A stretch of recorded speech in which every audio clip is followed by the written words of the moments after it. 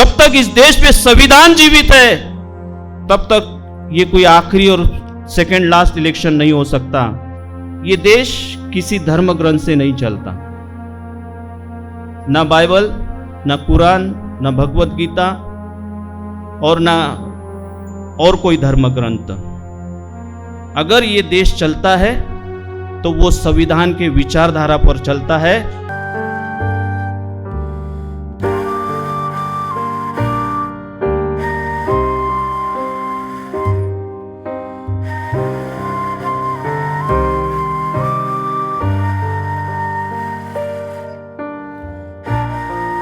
इस चर्चा सत्र को जब बाकी वक्ताओं के द्वारा हम कुछ विचारों को सुनेंगे, ये सुनने से पहले आप सभी को मालूम है कि इन दिनों में चंद्रयान की बातें हो रही है ना। जहाँ गरीब भूखा मर रहा है, हम चंद्रयान पे घर बनाने का सपना देख रहे हैं। चंद्रयान की बात, जब मून की बात हो रही है, चंद्र की बात हो रही है, तो हमारे राष्ट्रीय सेवा संघ के जो राष्ट्रीय अध्यक्ष वो भी मून हैं। और मैं विश्वास करता हूँ कि जैसे आज चंद्रयान की बात हो रही है, आने वाले वर्षों में जनार्दन मून की चर्चा होगी पूरे भारतवर्ष में। इसमें कोई शक नहीं है, क्योंकि उन्होंने एक ऐसे संगठन के खिलाफ आवाज़ उठाई है कि जिस संगठन का फर्जीवाड़ा, मैं फर्जीवाड़ा शब्द जानबूझ के इस्तेमाल करता हूं, जो फर्जीवाड़ा जो हमारे नज़रों के सामने चल रहा है उसको चैलेंज करने का काम राष्ट्रीय अध्यक्ष जनार्दन मून साहब ने किया है। ये काबिले तारीफ है और इसके लिए उनकी सराहना होनी चाहिए। मैं एक धार्मिक पुजारी होने के नाते, चर्च का एक पादरी होने के नाते, मैं उनके दीर्घायु के लिए प्रार्थना करूंगा कि प्रभु उनको दीर्घायुष्य दे, ताकि वो ऐसे फर्जीवाड़ा जो है उसका पर्दाफाश करते रहे। ये इस वर्धापन दिन के समय में हमें एक मंच मिला है जहां मैं अपनी बात रख सकता हूं। और मैं, जैसे हमारे पाशा सर ने कहा कि मैं क्रिश्चियन कम्युनिटी से आता हूं। क्रिश्चियन कम्युनिटी ने इस देश को बहुत कुछ दिया है, इस समाज ने बहुत कुछ दिया है।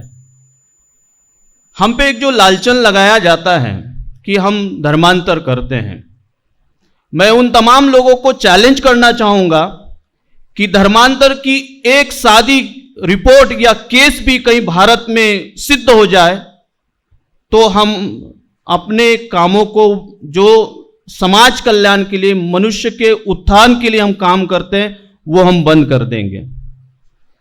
हमारे चर्चों पर हमला करना, हमारी आराधनाओं को डिस्टर्ब करना, आप देखिए कि हमारे कितने जो चर्चेस है वो कहीं भी लीगल नहीं, अनलीगल नहीं है।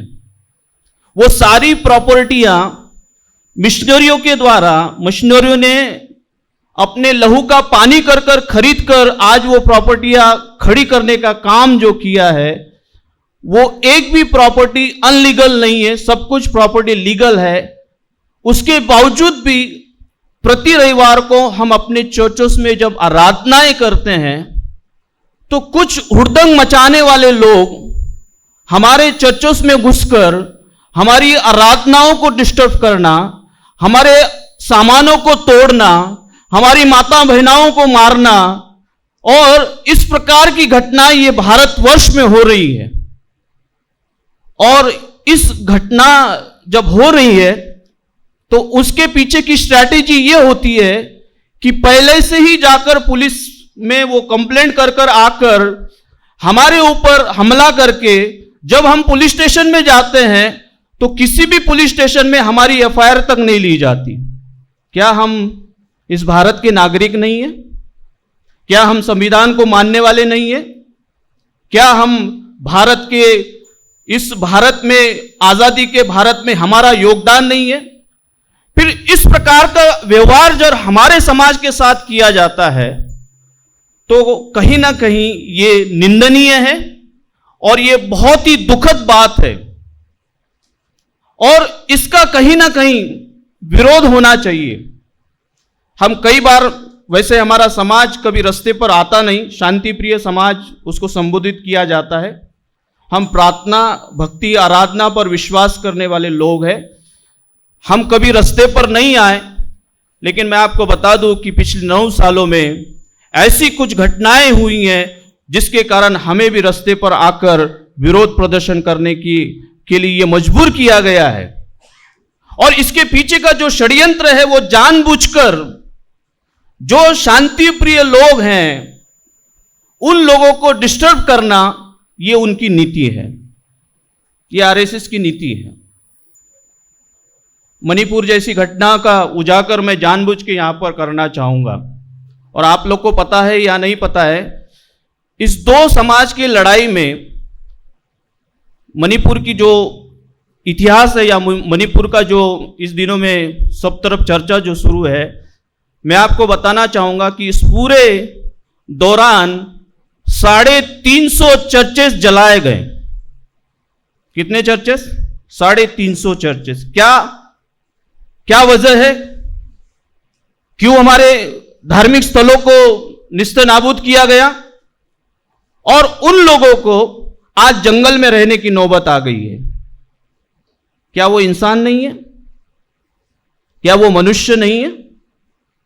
ये सवाल मैं इस गवर्नमेंट को और उनको पाठिंबा देने वाले लोगों से मैं सवाल करना चाहता हूं, क्या वो इंसान नहीं है और इस भारत के वो नागरिक नहीं है?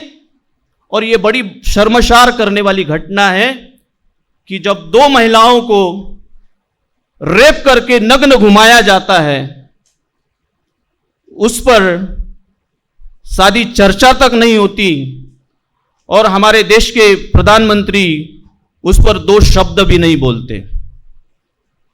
यह बहुत ही शर्मसार करने वाली घटना है।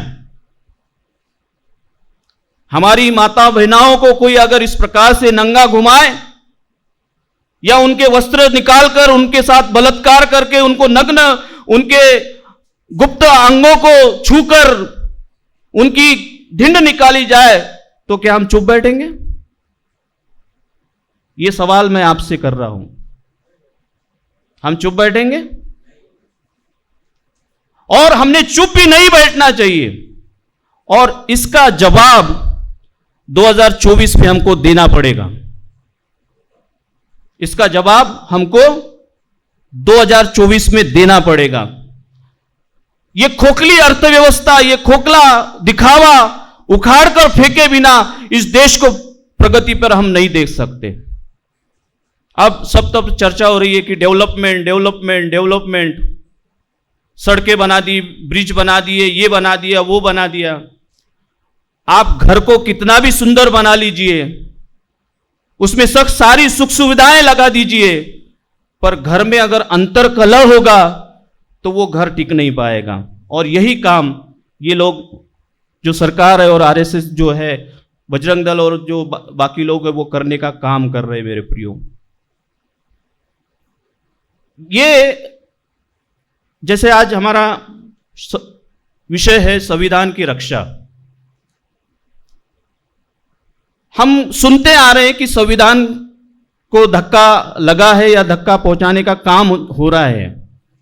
हां, ये बात बिल्कुल सही है, 100% सही है। और उसके लिए जिम्मेदार मैं और आप भी है। आप बोलेंगे हम कैसे जिम्मेदार हैं? हम कैसे जिम्मेदार हैं? हम इसलिए जिम्मेदार हैं कि अभी तक हमने संविधान की ताकत को समझा नहीं। डॉक्टर बाबा साहेब अंबेडकर, घटना के शिल्पकार, जिन्होंने इस संविधान को पारित किया, उसकी ताकत को हम अभी तक समझ नहीं पाए हैं।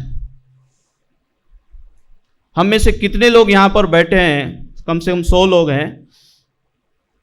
आप जो संविधान का प्रियम्बल है, अगर मैं किसी एक व्यक्ति को बोलूं कि आप उठकर उसको थोड़ा बोलकर बताइए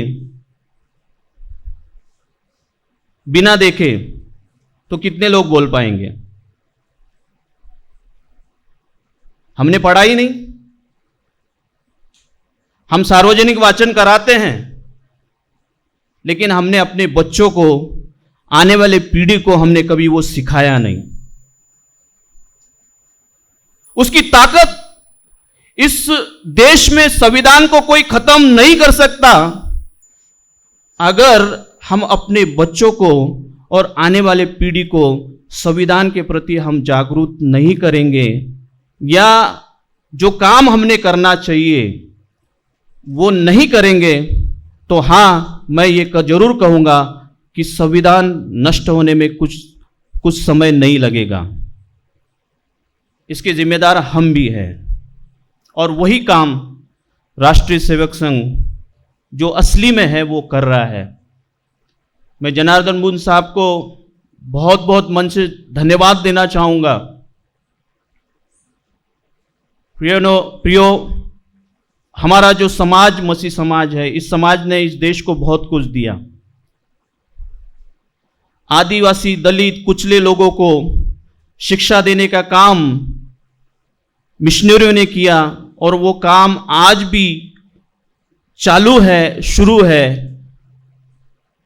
और इस देश को अस्पताल देने का काम हमारे समाज ने किया, इस देश को शिक्षा देने का काम किया, इस देश को अच्छे संस्कार देने का काम देने के बावजूद भी हमारे समाज को जिस प्रकार से प्रताड़ित किया जा रहा है, ये हमारी आवाज इस मंच से उन बहरे लोगों तक जाने की पुरजोर आवश्यकता है कि अभी तो हमने ये ठहरा लिया है कि हम भी अब चुप नहीं बैठेंगे। प्रतिकार को, विरोध को विरोध, और शांति को शांति देने का संदेश का काम हम लोग करेंगे, ये हमने निश्चय कर लिया है। क्योंकि हमारी आस्था को, हमारे जो विधियां हैं उन पर प्रश्न चिन्ह, लालचन लगाने का काम ये लोग जब कर रहे हैं, तो कहीं ना कहीं इसके पीछे इस देश को गुलाम बनाने का काम फिर से हो रहा है मेरे प्रियो, और इसके लिए हमें सावधान होने की आवश्यकता है। मैं बड़ी जवाबदारी के साथ ये बात आज आपके सन्मुख कहना चाहता हूं कि हमें एकजुट भी होना पड़ेगा। एक उदाहरण मैं एग्जाम्पल में दूंगा। आप कुत्ते और बिल्ली को पत्थर मारिए, कुत्ता और बिल्ली क्या हो जाएगा? भाग जाएगा। लेकिन आप मधुमक्खी के छत्ते पर हमला कीजिए, वो एकजुट होकर आप पर हमला करेगी। संगठन में वो ताकत है, यूनिटी में वो ताकत है जो अच्छे की बुनियादों को हिला सकती है, और संगठित होकर ये फर्जीवाड़ा जो चल रहा है देश में, इसको नष्ट करने के लिए हम सबों को अपने अपने मतभेदों को भुलाकर, अपने अपने स्वाभिमान को भुलाकर देश हित के लिए एकजुट आने की अब आवश्यकता आ चुकी है। और जब हम इकट्ठित हो जाएंगे, अभी जब मैं अवलोकन करता हूं इस पूरे 2 लोकसभा सीटों का, जब मैं अवलोकन करता हूं, तो मुझे ज्ञात है या मेरे अभ्यास में ये है कि उस लोकसभा में कम से कम 100 से ज्यादा दलित सांसद हैं। Am I right? Yes या नो? दलित सांसद हैं। अगर वो एकजुट हो जाएं, 100 सीट का मार्जिन अगर हो जाए, तो ऐसे ही सत्ता उखाड़कर फेंक दी जाएगी। तो प्रियो, हम अगर जग गए तो हम उनको भी जगा देंगे। तो ये बहुत ही आवश्यक है। 2024 का चुनाव, कई लोग कहते हैं ये आखिरी चुनाव हो सकता है, इसके बाद देश में चुनाव नहीं होंगे, ऐसा लोगों का अवलोकन है या लोग कह रहे हैं। मैं उस पर विश्वास नहीं करता। क्यों नहीं विश्वास करता? क्योंकि मेरा संविधान लोगों के विचारों से, मेरा विश्वास संविधान पे ज्यादा है। जब तक इस देश में संविधान जीवित है, तब तक ये कोई आखिरी और सेकेंड लास्ट इलेक्शन नहीं हो सकता। संविधान के आधार पर। और एक बात बड़ी जवाबदारी के साथ मैं कहना चाहूँगा और उसके बाद मैं अपने शब्दों को विराम दूंगा। ये देश किसी धर्म ग्रंथ से नहीं चलता, ना बाइबल, ना कुरान, ना भगवत गीता और ना और कोई धर्म ग्रंथ। अगर ये देश चलता है तो वो संविधान के विचारधारा पर चलता है और इस बात को हमें ख्याल में रखना बहुत जरूरी है। कुछ 4 पंक्तियां पढ़ूंगा, थोड़ी सी कड़वी है, मुझे क्षमा करना, मेरे विचार नहीं है, लेकिन और किसी के और विचार में उसको पढ़ना चाहूंगा। और जिसका शीर्षक है घुटन, जिसका शीर्षक है घुटन। हमें जमीन चाहिए, सारा आसमान तुम रख लो। हमें जमीन चाहिए, सारा आसमान तुम रख लो। हमें संविधान चाहिए, गीता कुरान तुम रख लो। हमें संविधान चाहिए, गीता कुरान तुम रख लो। हमें रोटी चाहिए, अध्यात्म का ज्ञान तुम रख लो। हमें रोटी चाहिए, अध्यात्म का ज्ञान तुम रख लो। हमें रोजगार चाहिए, व्रत और ध्यान तुम रख लो। व्रत और ध्यान तुम रख लो। हमें विचार चाहिए, ये मूर्ति बेजबान तुम रख लो। हमें विचार चाहिए, ये मूर्ति बेजबान तुम रख लो। हमें कलम चाहिए, ये तीर कमान तुम रख लो। हमें कलम चाहिए, ये तीर कमान तुम रख लो।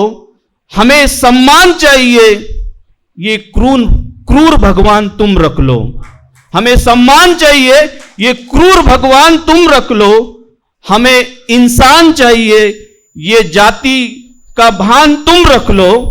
हमें इंसान चाहिए, ये जाति का भान तुम रख लो। हमें आजादी चाहिए, अपनी संस्कृति महान तुम रख लो। अपनी संस्कृति महान तुम रख लो। और मैं धन्यवाद देना चाहूंगा कि मुझे इस समय अपने विचार को प्रकट करने के लिए आदरणीय मंच और हमारे मित्र पाशा सर और हमारे आदरणीय जनार्दन साहब और मंच ने मुझे मौका दिया कि मैं अपने विचारों को इस समय आपके सामने प्रकट करूं। और मैं साथ साथ जनार्दन मून साहब के दीर्घायुष्य के लिए तो प्रार्थना करूंगा ही, लेकिन ये भी प्रार्थना करूंगा कि राष्ट्रीय सेवक संघ जो है वो भारत में आबाद हो जाए और भारत में ये नाम रोशन करे, ताकि फर्जीवाड़ा इस देश से नष्ट हो। और जो असली इसलिए बोल रहा हूँ कि जैसे पाशा सर ने कहा कि उसका ऑनलाइन रजिस्ट्रेशन है, लेकिन मैं उसी के आसपास रहता हूँ, लेकिन उसका कहीं बोर्ड पर मैंने रजिस्ट्रेशन नंबर अभी तक देखा नहीं है। तो इस महान कार्य के लिए मैं आपको बहुत बहुत शुभकामनाएं देता हूं और ये 6वें वर्धापन दिन की आपको बहुत बहुत बधाई देकर मैं अपने शब्दों को विराम देता हूं। धन्यवाद।